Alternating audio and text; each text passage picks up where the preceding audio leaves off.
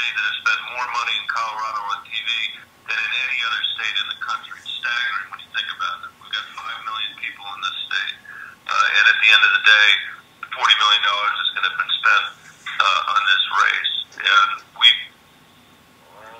none of that matters anymore. All that matters is that... Good evening. Hello? Yes, Hi. the White House operator. I have the President. Yes, I have the President waiting to join the conference. One moment, please. The President. Hello, everybody. Mr. President, it's Michael. How are you? Michael, I'm doing great, man.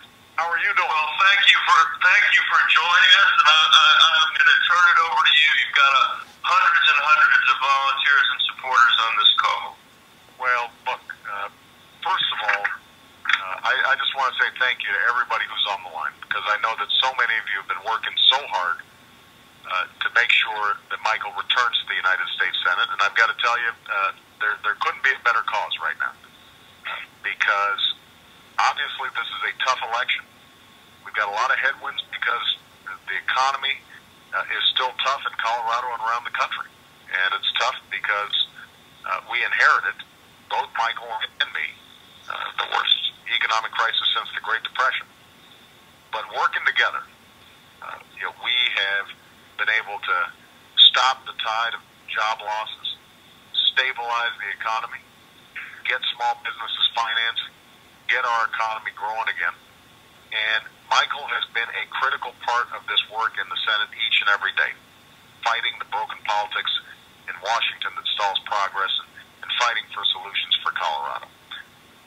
We've enacted historic health care reform that had eluded us for generations, and now are going to provide relief and security for millions of Americans at risk. Seniors who can't afford prescription drugs, young people who can now stay on their parents' health insurance until they're 26 if they don't have health insurance. We passed historic financial regulatory reform to make sure no more taxpayer-funded bailouts, and that we finally have regulations in place that protect consumers and don't allow the kind of reckless behavior that almost brought our economy to its knees. All these projects that we've embarked on to rebuild our infrastructure, clean energy in Colorado, wind turbines, solar panels, those initiatives that are going to grow our economy and grow our middle class over the long term, it's because folks like Michael have been fighting for them in the Senate. And Michael brings to the Senate a lifetime experiences outside of politics, so he knows what it is to face a tough challenge to achieve results.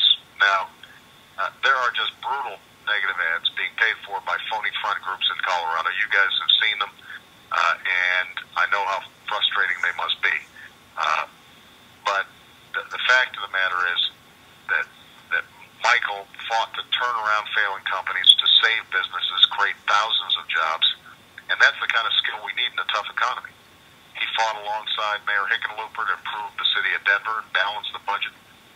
As we face a $13 trillion deficit, I need somebody in the Senate who can make the tough calls about spending and getting our deficit under control.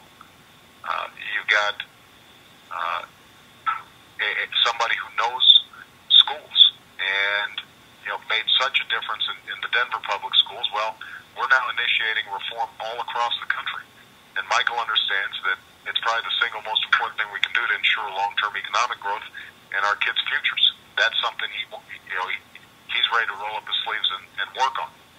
So, this election is about more than just the Colorado Senate seat. It's about the direction our country takes for years to come. And I know that a lot of you also worked on my campaign in 2008, and obviously the convention we had was as spectacular an event as anything that I've ever been a part of. But it was really that day-to-day work of volunteers that made all the difference. It was your efforts to make phone calls, knock on doors, talk to your neighbors, talk to your friends. That's what put us over the top in 2008. It wasn't the TV ads. It wasn't a convention. It was you. And that's what Michael needs right now. Somebody who's refusing to let the old ways continue and wants to reform the system and make real progress. I just have to tell you, I'm asking all of you tonight to spend the next 5 days getting out there, hitting the streets for Michael, knocking on doors, making phone calls, talking to every last voter. This race is just so close.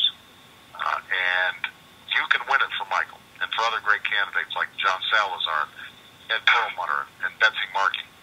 You have the ability and the power to make a difference. And so don't wake up November 3rd to a Senator Ken Buck and say, gosh, I wish I had knocked on one more door, made one more phone call.